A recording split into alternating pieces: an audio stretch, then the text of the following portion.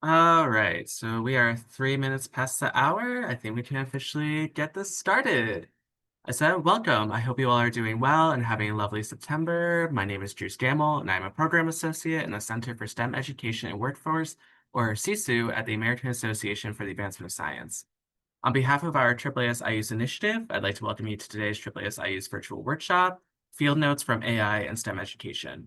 Today's workshop will feature presentations from Dr. Lynette Williamson, Dr. Tamara Tate, and Dr. Richard Weiss. And before we jump into the workshop, I have just a few housekeeping notes I'd like to go over. The first one is that this presentation is being recorded. Slides going. Yep. Presentation is being recorded, and the recording and the speaker's slides will be made available in the coming weeks on our website at AAAS-IUSE.org. You'll also receive an email with a link to the archive when it's available. Please know we will transition into Q&A and some discussion breakouts following the presentations, and those breakout rooms will allow for deeper engagement and will not be recorded. Additionally, we have closed captioning for this workshop offered through Zoom. You can download and view the full transcript by clicking the CC button at the bottom of your screen. And for those of you who are new to AAAS IUSE, this initiative seeks to support faculty, students, and the greater undergraduate STEM education community by disseminating research and knowledge about STEM teaching, learning, equity, and institutional transformation. We invite you to learn more about the AAAS IUSE initiative on our website and hope you'll join our community as featured contributors. You can also stay up to date on our latest efforts by joining our mailing list, also on our website, or through CSU channels on both Blue Sky and LinkedIn. And now we will shift over to our first presentation of the day. I'd like to welcome Dr. Lynette Williamson, professor at Santa Barbara State College. Dr. Williamson, I will pull down my slides and hand it over to you. Thank you so much, Drew. Good morning, good afternoon, everyone. Let me just get my slides up here for everyone.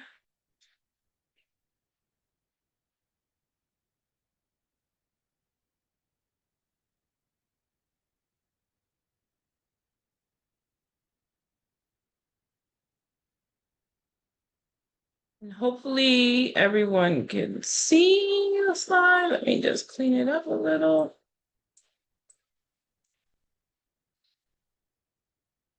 Okay. Oops. All right. Again, good morning, good afternoon. As Drew mentioned, my name is Lynette Williamson. I am a professor and department chair at Santa Barbara City College, which is in the great state of California. I'm going to talk today about integrating artificial intelligence into a STEM course and hopefully give you some ideas, inspire your creativity and critical thinking. Once you have access to the slide deck, once you have access, yes, to the slide deck, you will see this QR code. The QR code will take you to the actual slide deck itself again, but it also will take you to a toolkit that I hope that you will be able to use, especially if you are at the beginning of your journey, perhaps with AI and how you integrate it into your classes. Once you get to the slide deck or the Google Drive link, there is a password. And the password is case sensitive, so it's a capital A. And it is the word aloha because I live in the state of Hawaii. Even though I work in California, I live in a different state. So I used the, sort of the mantra for Hawaii, which is aloha, as the password. And if you do have issues or you can't get to the toolkit, you will have my contact information. If you need to reach out to me, that is included at the last slide of this presentation. So I don't have a whole lot of time, but I do want to give you a little bit of a framework for our goals for today. We're going to talk a little bit about how AI could enrich your STEM learning and your STEM teaching, how you can use AI to foster critical thinking and creativity for your students. We're going to talk a little bit about the ethics and responsible use, and then I'm going to hopefully leave you with some practical strategies and resources that you can use. So expected outcomes when we think about AI usage in a STEM classroom is perhaps how do we integrate it? how do we make sure students are using it in a way that's perhaps how we think they should be using it? I think one of the major things is what this first image is kind of trying to get to is the idea that AI can help promote critical thinking, depending on how you use it. And if you're asking students perhaps to validate information, that's one great way of promoting critical thinking. AI also can be used to ignite creativity. If you are teaching a class where perhaps you are having students summarize data or summarize or do a research project, maybe they're having a hard time getting started, they don't know how to begin their write-up, you can use AI to help them get their creativity going. Of course, there are ethical considerations and ethical implications. And I think the other component that we want to think about as educators perhaps is fostering lifelong learning. In terms of the AI landscape within STEM, it is being used more and more. Students are probably using it, even if they're telling you they're not using it, they're probably using it. It can be helpful for problem solving, research. It could do quick data analysis. I have actually used that myself. You can also use it to create assignments as an educator. And it's important, however, that you think about how you're going to do it in a responsible way or how you're going to use it in a responsible way. So I wanted to give you just a quick case study here. So the area that I teach in is called Health Information Management. It is a STEM discipline. It's a combination, if you've never heard of health information management, it's a combination of business and health sciences, or business or the business of healthcare. And we perhaps deal a lot with medical reimbursement and revenue cycle management. And so we can generate perhaps an AI assisted assignment to help with clinical documentation improvement, which is typically a conversation we would have with physicians or the clinical side. We could talk about having AI generate this case study. And what happened, perhaps, if we do it well, students get some really creative ideas and creative drafts out of AI. They go to AI, whether they go to ChatGPT or they go to Perplexity or some other AI tool. It can help build their creativity. The challenge is perhaps with any case study or with any type of tool, perhaps, or exercise in a class, is that students might be over reliant on it. They may just take exactly what AI gives them and not think about, well, is this really accurate or is this really applicable? Or does everything that came across on this case study really line up with the assignment or line up with what was being asked to focus on? So an over-reliance without validation. And then, of course, students have to make sure they're maintaining compliance, that they're looking at the case study that was generated or that they asked AI to generate that meets the compliance information that they have been learning in the classroom. So those are some of the positives and negatives that you might want to think about if you're going to use AI to help you generate a course assignment. Ask your students to go to AI. So the critical thing is that you want to perhaps very much emphasize that if students are being asked to use AI, you're telling them it's okay, go to AI. They have to still critique the answers. They can't just copy paste or download it and think that it's done. Their job is to be an editor, or their job is to be a critique. You can also, as the instructor, if you are dealing with some type of a research project, maybe you can go to AI to get your data. You can ask AI to generate data, maybe even in a simulated way, and then ask your students to validate that. You can also create what I like to call AI versus human exercises. So maybe you create a case study or you have a colleague create it, and then you have an AI version. So you have two possible avenues and you're going to use both of them. Perhaps you split your class up. One half looks at the AI generated one and the other half looks at the human exercise.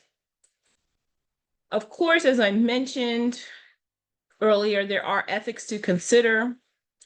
You want to be mindful that AI may have some bias in it when you are generating some type of data.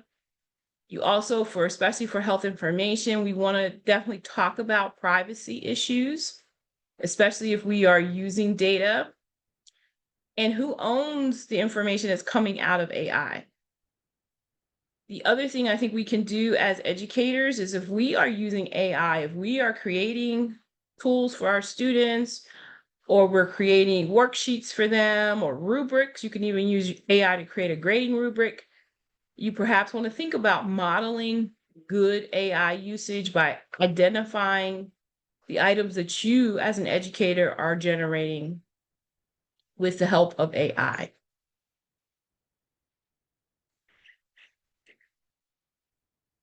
As I mentioned earlier, I did create a toolkit for you. It's a separate document. It's a Word document. And this is just a snapshot of the toolkit. It has various components, including AI tools by STEM discipline. I did categorize the disciplines, and these are just some potential ones. I personally use ChatGPT and Audacity. I've used Audacity quite a lot also, but I use ChatGPT a lot, especially for some of the other elements that I do as an educator, like drafting a peer review and things like that. I certainly model that behavior by checking it. I don't just give it information and expect it to be perfect, but I do use it for those types of non-teaching things, perhaps. But you can also use ChatGPT to create assignments. And I did ask over the summer, I was experimenting with it, and I asked it to create a 5-level gamification project, so to speak, if you want to call it a project. But it did create it, and I have manipulated it a little bit, and I'm going to launch it this semester, or it's being launched this semester. It requires the students to go to Kahoot for one element. Of course, I have to go to Kahoot and create that element. It requires students to go to Padlet, and it has 5 different levels, and it's focused on organizational management. And I used AI to help me generate that gamification component. So hopefully I hope that you find the toolkit helpful to you. So moving forward, let's just presume that you are new to this conversation. You haven't really thought about how you're going to integrate AI in your classes. You perhaps know, or you've seen some examples that students are using AI and you have some concerns about that. But how do you potentially integrate AI into your coursework? I think with anything with classes, perhaps you want to think about starting small. You're not going to perhaps do an entire class and have it all of the assignments and all of the projects be AI generated or AI inspired. You want to start thinking about small steps you can make. Reflect on those steps, maybe launch an assignment that you've created with AI, or launch an assignment where students are required to go to AI, even if you just do a discussion question. You tell students, here's the prompt. I want you to go to your favorite AI tool. I want you to put in this sentence or these sentences, and I want you to get something out of it, of course, and then I want you to critique the response that you get from AI. Launch that in your class, and then reflect and think about, did it work well? What was your intentionality of that assignment? And then perhaps even discuss it with your peers. A lot of times as an educator, we get really great ideas from our colleagues. So network with your colleagues, whether it's at your particular campus or through your other society like this one, and see if you want to change that assignment or if you want to keep using it. Stay engaged as you are doing today. Keep learning. AI changes so rapidly. The things we're talking about today, the engines that we're talking about, Audacity, Perplexity, we're already getting ready. I think they've already launched ChatGPT version 5. It's a lot of changes happening rather rapidly. So you want to stay engaged in AI and what's happening in this particular landscape. Here is a breakout discussion preview. So if you join me in the breakout rooms, we're going to talk about hopefully reflect on how you could start this process if you're new, or if you're already using AI, you can certainly share out what you're doing. How are you using AI specifically, again, to foster critical thinking, and discuss any ethical and practical challenges you may have, again, from your perspective in your particular discipline.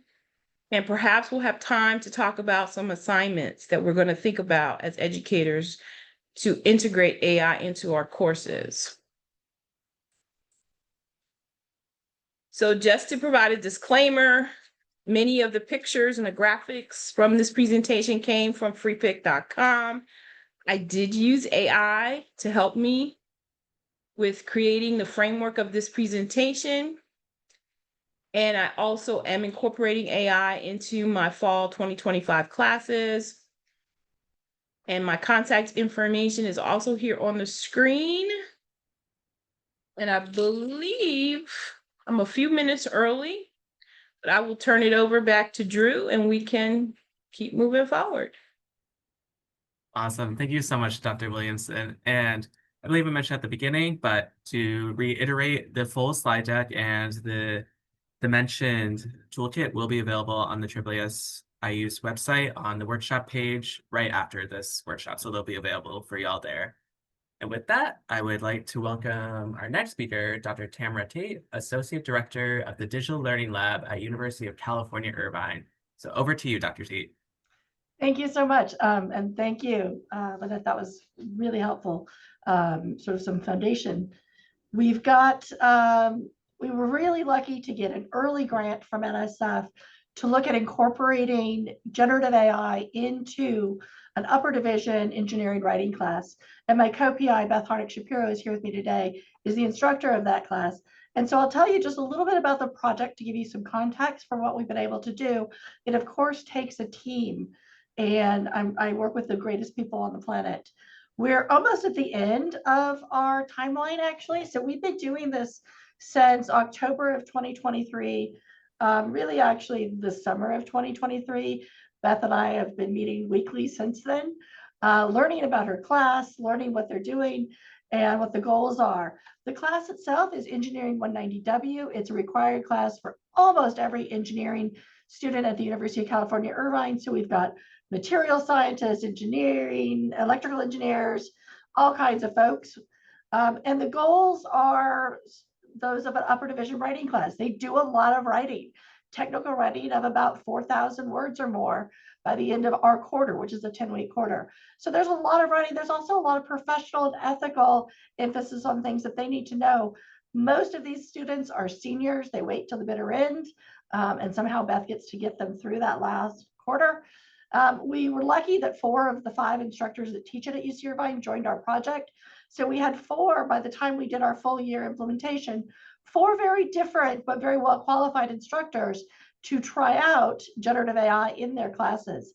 They ended up using the AI in their classes in a variety of ways, as debate partners, to practice an elevator pitch, to do team evaluations, to explore topics, as Lynette mentioned, brainstorming, outlining peer review, and of course, a lot of feedback, which we know AI is very handy for.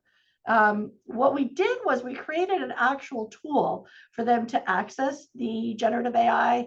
They used our web-based application, which then allowed them to use, in our case, GPT 3.5 and then 4.0 to get their AI conversations going. But what's special about our tool was the instructors design a course module, and the instructors get to decide what kinds of interactions they want the students to have at what point in time. And then our team works with instructors to create fairly lengthy prompts that will be the sort of the guardrails of those initial conversations. And we've tried to put into them good pedagogical values, good AI literacy, in ways that hopefully allow that input and output between the student and the generative AI to be productive and to not have the AI doing all the writing for the students, right?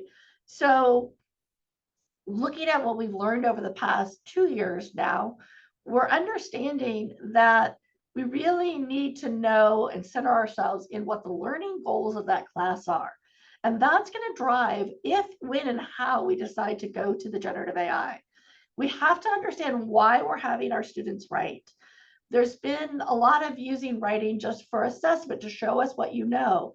And that's not going to be as helpful in this world where AI is very available to folks. We need to get down to brass tacks. Why are they really doing it? Is it to communicate? Is it to help support their thinking? There may be better and other ways of doing some of these things. We find that generative AI is a really natural fit across all the stages of writing. You can use it from planning to reviewing, as long as we're focusing on what our actual learning goals are and we're supporting the students learning those skills, not offloading them.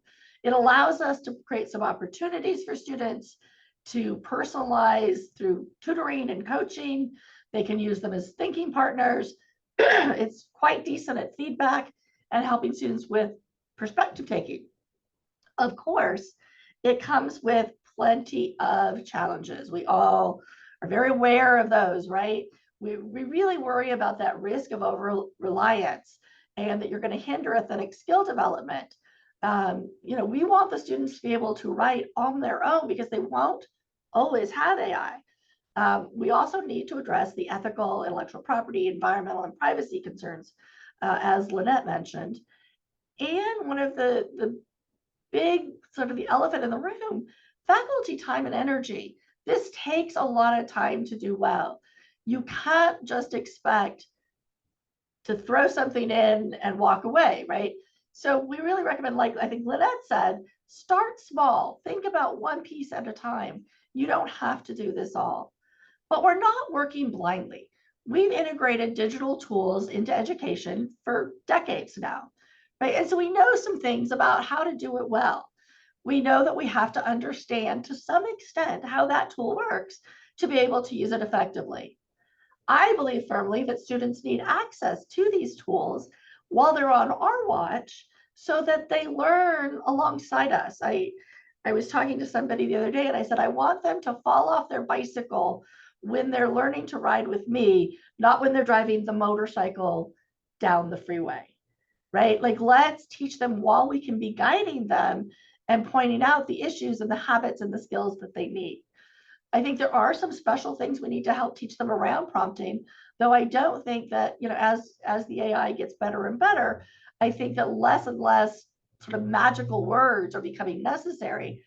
And instead, our focus has become more and more on teaching students to stay in control of those conversations with the AI. And I'll show you some of the resources we've created around that. And as Lynette said, corroboration. They have to develop the skill and the habit of always checking that AI before they incorporate it into their own writing.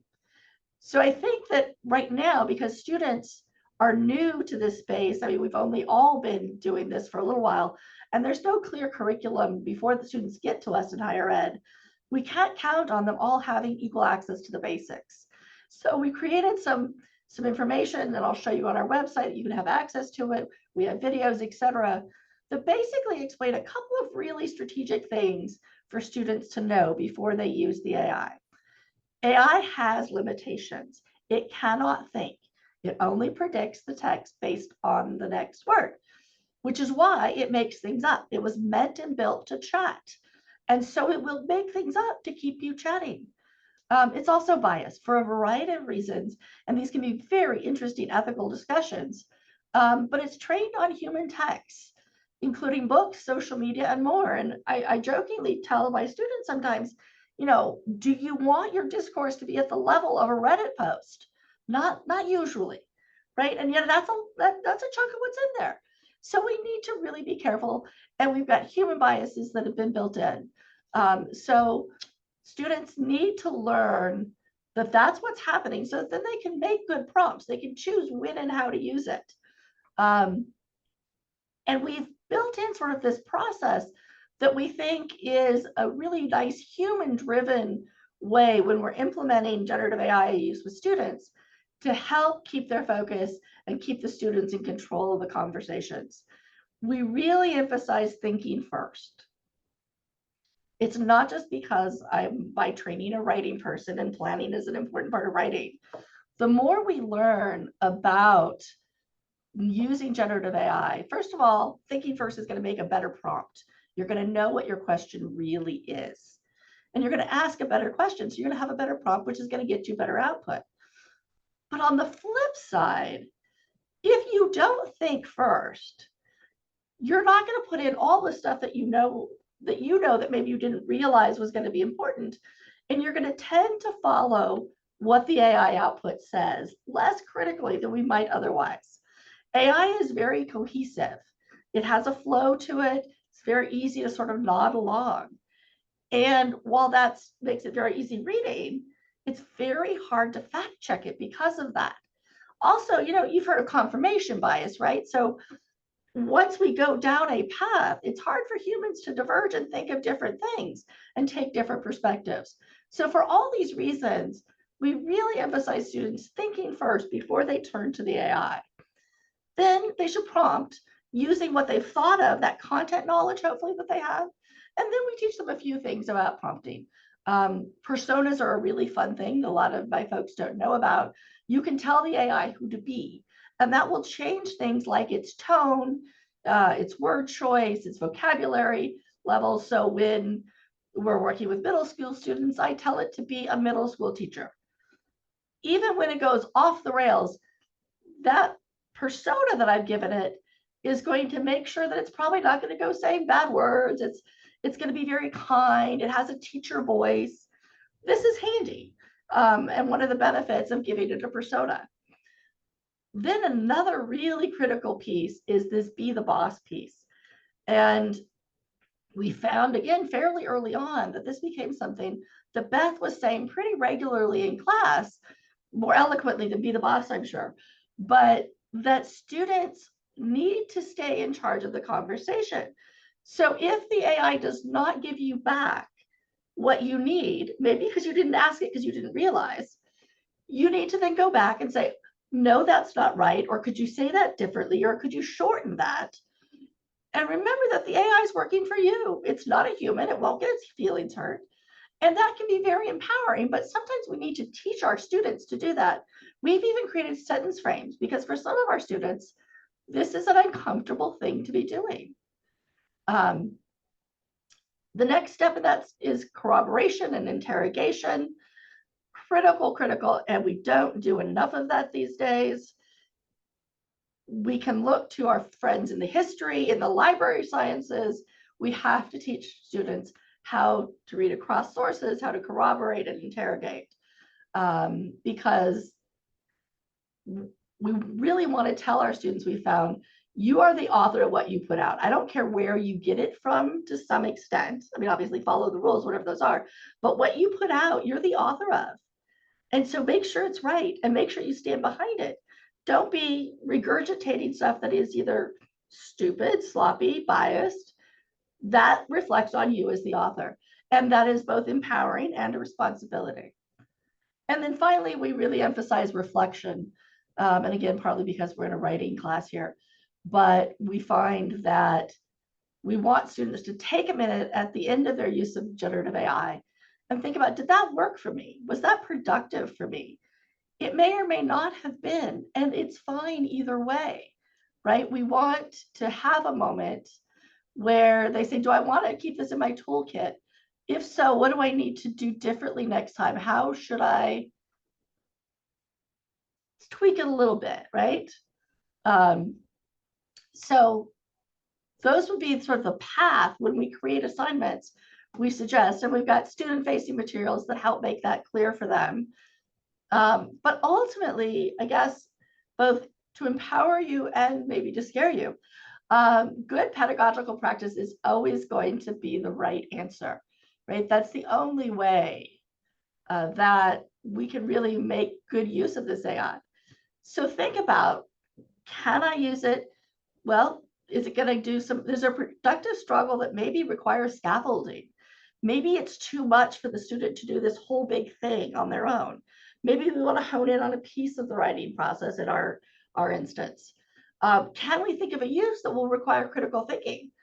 Yeah, if they're corroborating, if they're comparing the voice of two different AI outputs, they're learning about audience and voice in ways that we found to be very powerful, because it's a lot easier to critique the AI's voice than my neighbor, my peer's voice, right? So there's some really good ways to use it with critical thinking.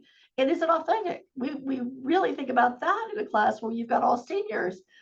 When they go out into the business world, will they be using AI to create these memos? When and how, and what do they need to do that safely, right? Skip it though, if it's going to just be offloading a task without any higher order effort. Also, we really think that there are occasions when human connection or imperfection is a value. Like AI poetry, just ew, right? Unless you're a critical poet and you can figure out a way to make that meaningful, there are times and places where human to human conversation or imperfection is what makes the magic. Also, if the students are not going to be in a position to corroborate the accuracy because they don't know enough yet, which is going to happen in some of our STEM fields, right? They're not going to be strong enough in the disciplinary knowledge to maybe understand where the AI is glossing over things or missing things. And the AI is going to sound very fluid, and it doesn't ever hedge. It always sounds like it's a know-it-all. So you need to make sure that you're providing them, in that case, with the actual disciplinary content knowledge to be able to check those things. And that can be done if, the goal is to check a summary that the AI wrote of an article that the student has in their hands, right? So then they have the knowledge base. How to decide which is which? Go back to those learning outcomes. What are we trying to get across? And think about where the student is developmentally, right? Where are we in that zone of proximal development? Is the scaffolding necessary to let them stretch a little bit? We also need to think about the risks of over-reliance and whether that's going to become a problem.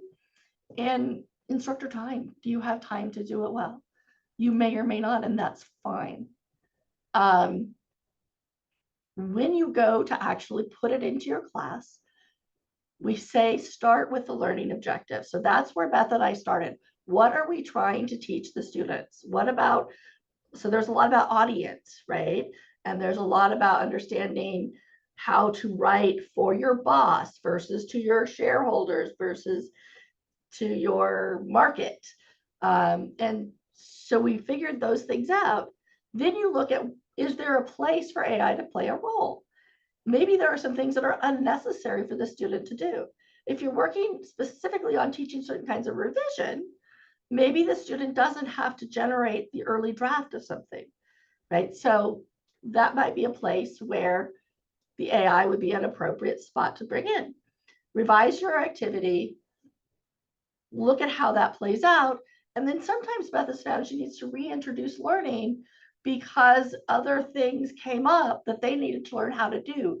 Maybe extra work on corroboration, right? Or reading texts and what kinds of texts are appropriate to cite. These are the kinds of things you then build back in. Couple of quick examples. AI assisted peer review is a really safe place to go if you're already using it if you're already using peer review.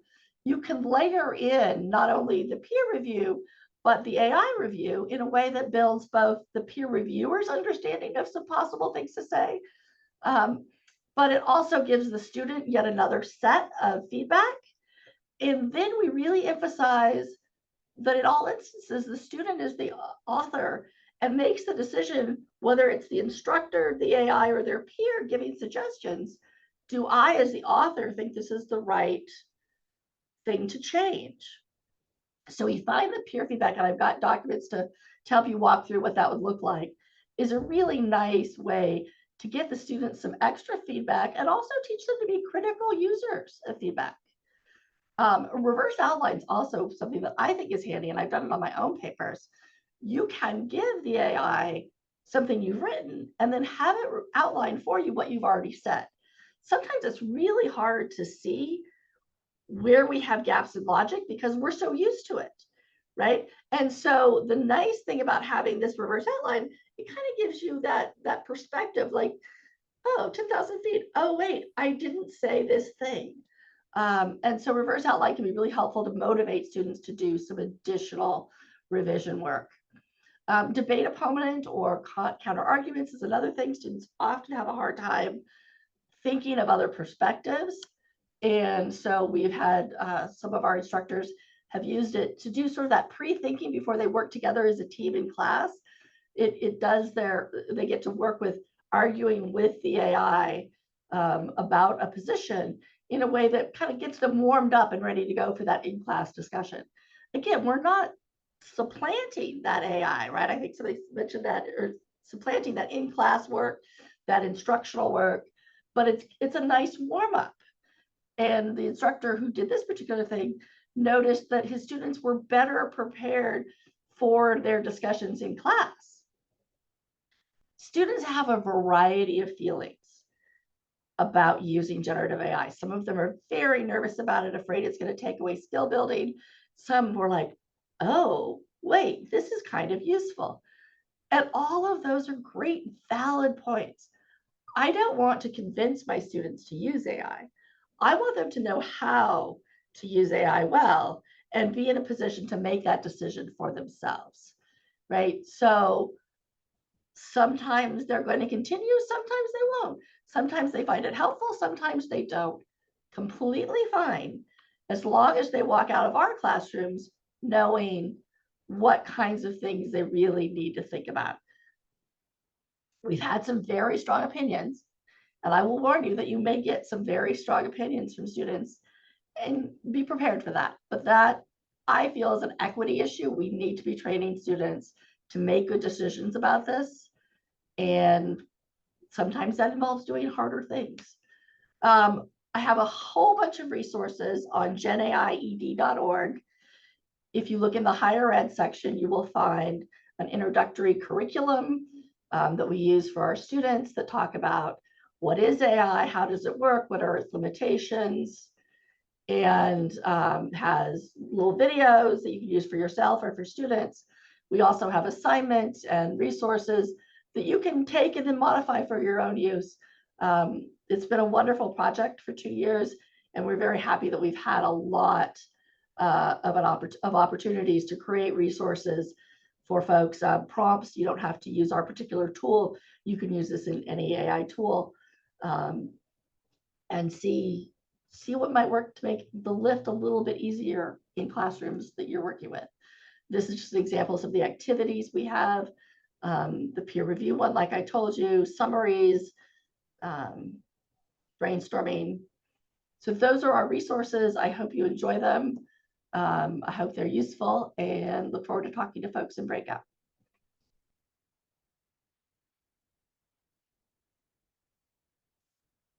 Awesome. Thank you so much, Dr. Tate. And before we switch over to those breakout rooms, I'd like to introduce our final speaker, Dr. Richard Weiss, faculty member at Evergreen State College. Dr. Weiss, over to you. Okay, so this presentation is about using machine learning to give students timely feedback during hands-on exercises. And the project itself is called EduRange, and it's the domain is cybersecurity. My name is Richard Weiss. I'm from the Evergreen State College, and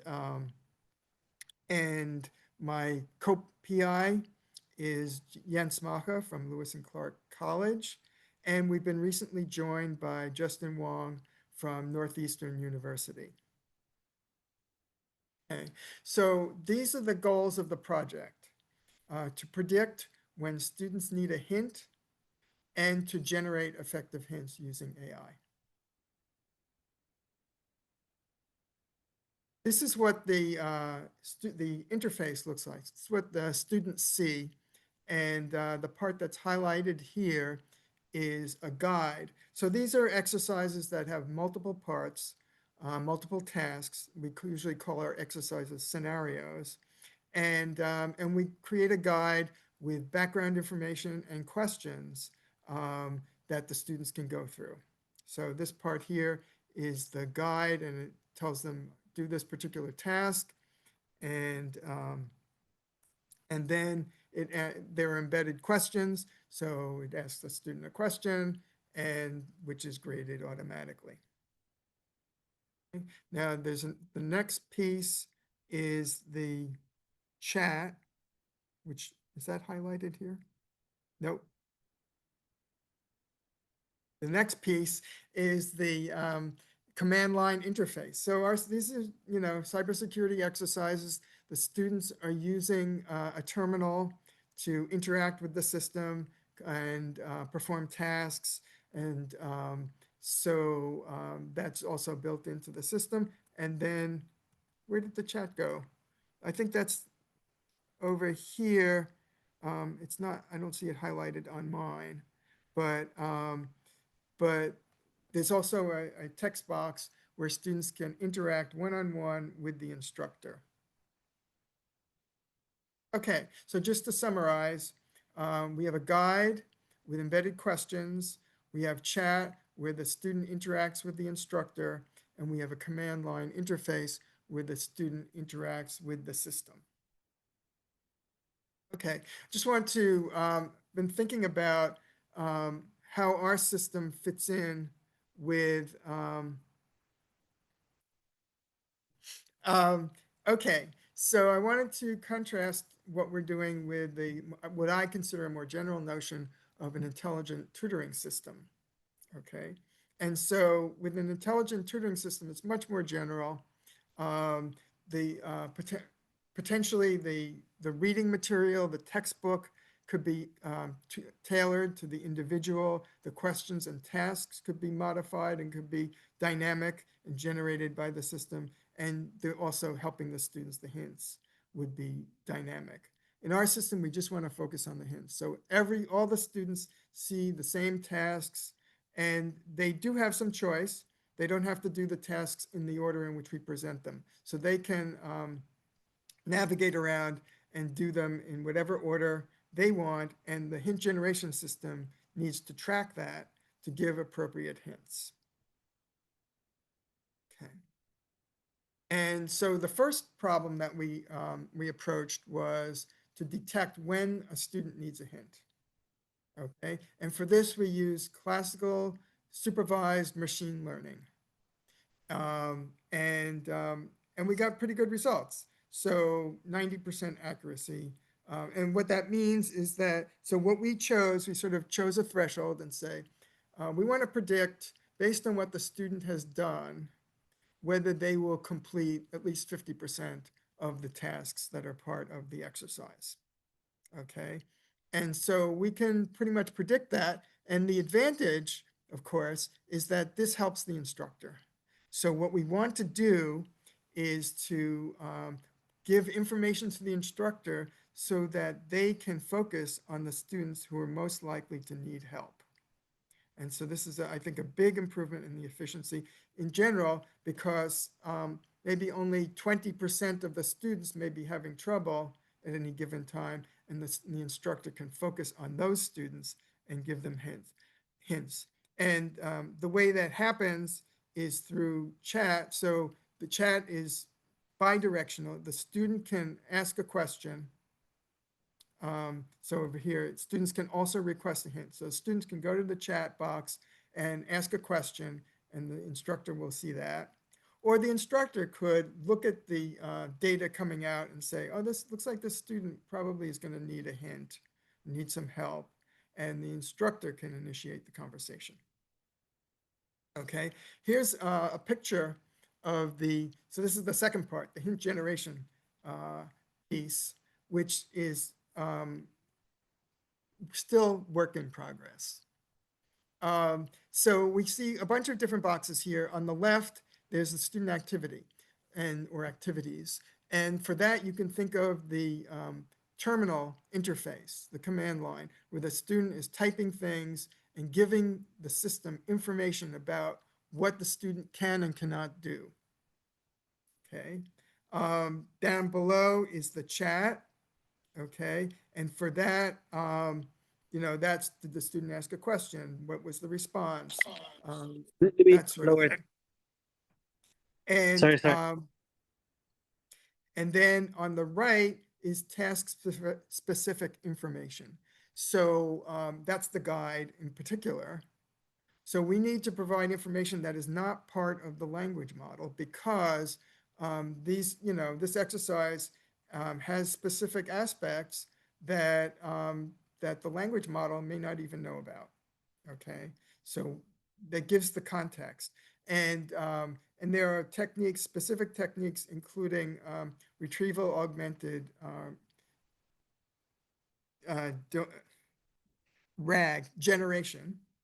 Okay, that we use because that's dynamic. It's more dynamic. It's somewhat static because if the guide doesn't change, that piece is constant, but it's much more dynamic than the language models. Language models in the middle, it's in charge of communicating with, in this case, the instructor rather than the student. And we'll get to that in a minute. Okay, but the language model is, has general knowledge. It may not know specifically about the assignment that the student is doing. It may not know about the student and what the student has done and what the student has asked. So we need to combine all of that information, okay, and then put that into the language model, which handles the interface to the instructor. So the next step, okay, is we want to distinguish what is human in the loop. So our system is designed to be human in the loop, which means that it's not directly accessible to the student. It's moderated by the instructor. We want to help the instructor. We don't want to replace the instructor. So you see on the left that the student can interact freely with the AI chatbot and ask questions, and the student can independently interact with the instructor. Okay, what we want in our system is that the instructor is much more involved. So the student can ask a question in chat, or the instructor can initiate a chat session. And so the student is communicating with the instructor, and then the instructor poses a question to the hint system, and the hint system generates a hint based on the information that that I outlined before. And then the instructor gets to decide, okay, is this a good hint? If so, the instructor, they can put it in chat, give it back to the student. Is it maybe close, but not quite right, not quite suitable? The instructor can modify the hint and put that into chat, or it's just maybe irrelevant, and the instructor can discard it and put their own hint into chat. And I think people have already talked here about what are the limitations of generative AI.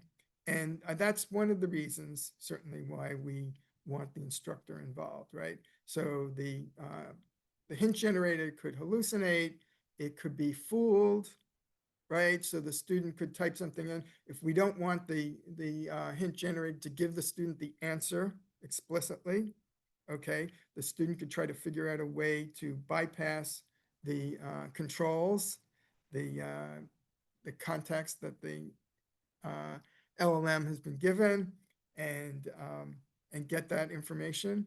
There's all sorts of possibilities. It could just be provide irrelevant information. So, for example, what we've seen is that the student may be working on one task, may complete that task and start the next task, and the hint generator hasn't tracked that. The language model hasn't tracked that. So when it gives a hint, it's for the previous task that the student already completed. Okay, so we want the instructor can see those things quickly and fix them. Okay, I think that's good. So yes, so I think people have talked about this before, and it seems like the key phrase that I've heard here has been over-reliance on generative AI. Okay, but I think that it's more subtle than that. Okay? Because if you think about giving someone, and I'm sure if you're educators, you've given students lots of hints, and you have to assess, well, what level should I give? What level should the hint be? How do I give a hint that doesn't essentially that is inquiry based, that encourages the student to think further and not just, oh, okay, that's the answer, I'm done. And so, so we want to, the instructor is, I think, has a good sense of this, and we want the hints to be filtered and modified so that they're at the right cognitive level. Okay, so it should reinforce student knowledge without repeating it. It should be general, so it doesn't just solve this problem. You should get the student to think about, well, what's the general type of problem that this represents, and how can I generalize this information to other similar or even dissimilar problems? Okay, and here are some acknowledgements. Okay, so we've had a number of students. The EduRange project itself, which, and I didn't put, well, we'll make sure this is available. It's at edurange.org. Okay, and we'll make that available. But project has been going on for 12 years. Not with the hint system is very recent, just in the last 2 years, one or 2 years. Okay, but we've had a number of students, probably about 50 students who have worked on this project, and including Jack and Aubrey and Joe and Taylor and Ishan. Okay, they've all made great contributions. And I also want to acknowledge the person who came up with this idea, which wasn't me. Okay, so Michael Locasto, who is actually working for a security company at this time, and he said, we really need something to teach students, to teach everyone, to be whoever wants to learn about cybersecurity. There should be tools that they can use to teach themselves, and to tools that we can use in the classroom to help the instructor. Okay, so Michael came up with the original idea, and then with the predicting whether students need a hint, we worked with Valdemar Svebensky from Czech Republic, who was working on a similar project, but independent, and we came up with a framework that would work across multiple projects to predict when a student needs help. Okay, and of course, we want to thank the National Science Foundation and the IUSE project for our grants. I think that's it. Awesome. Thank you so much, Dr. Weiss. And with that, let me get myself ready here. Great. Well, thank you to all of our presenters for such wonderful work and for sharing your findings. And with that, we are going to transition to our breakout sessions for additional Q&A and further discussions. Breakout rooms are self-assigned and organized by speakers. So once the breakout rooms open, which I'll go ahead and do now, you'll see them organized by the speaker's last name. So for Lynette Williamson, it'll be Williamson. For Tamara Tate. For Richard Weiss, it'll be Rice. I'll go ahead and open up all the rooms now. And with the rooms open, you should see a pop-up on your screen allowing you to select a breakout room. If you do not see that pop-up, you can navigate to the bottom of your screen and select the breakout rooms button and click the room you'd like to enter. And if you're running an older version of Zoom and don't see the breakout option, feel free to type the name of the presenter you'd like to join into the chat, and then me or some AAA's colleagues will assign you to where you'd like to go. We're a little bit ahead on time, so I'm thinking we will give about 20-25 minutes for breakout rooms, and we'll come back here about around 3:25 p.m. Eastern time, maybe a little bit earlier, to do some final recap about what folks talked about.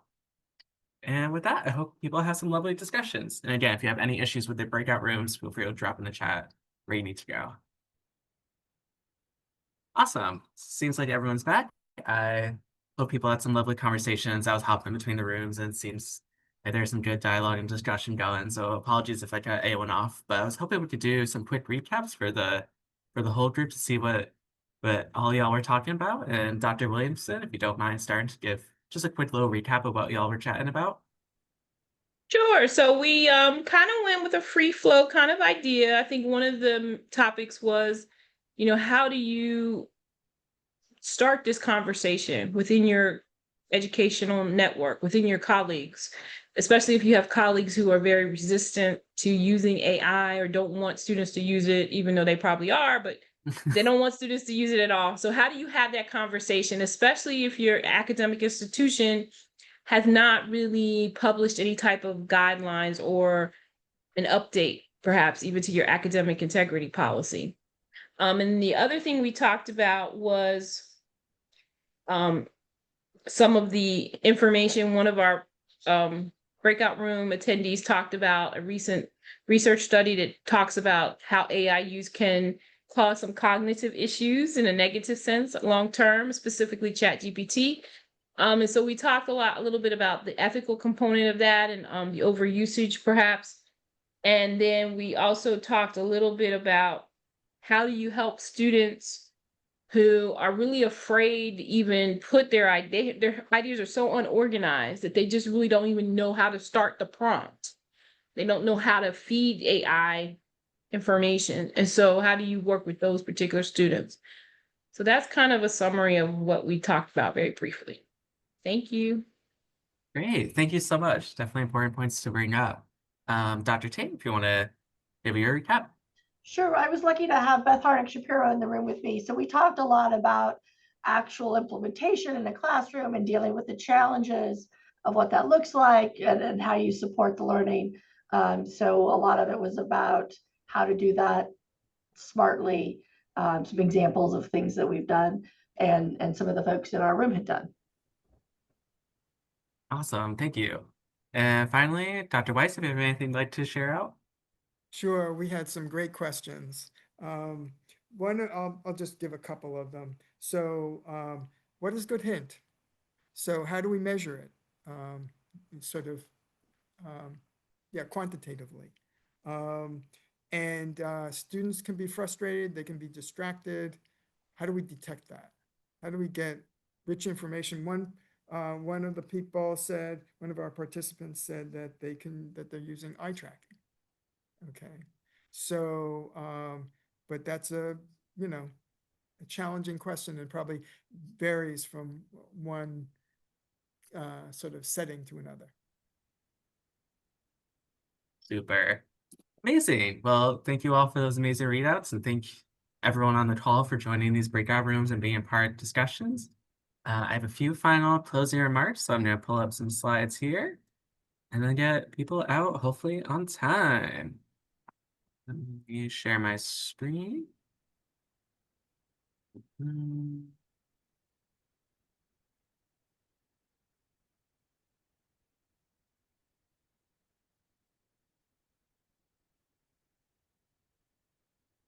As that's pulling up, I'll just say before we go, I want to thank our speakers and facilitators, the rest of the AAAS IUSE team, and all of you who are able to join and participate in the workshop today.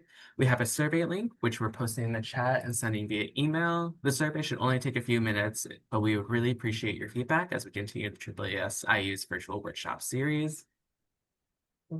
As mentioned, a recording of the presentation will be available in the coming days, and actually available right now is the full slide deck of the presentations today. So if you go on the AAAS IUSE website and go to the workshop page, you'll see the full deck along with that toolkit that Dr. Williamson offered. And if the speakers provide any other resources they want to make available, they'll send them my way, and then those will get uploaded as soon as possible.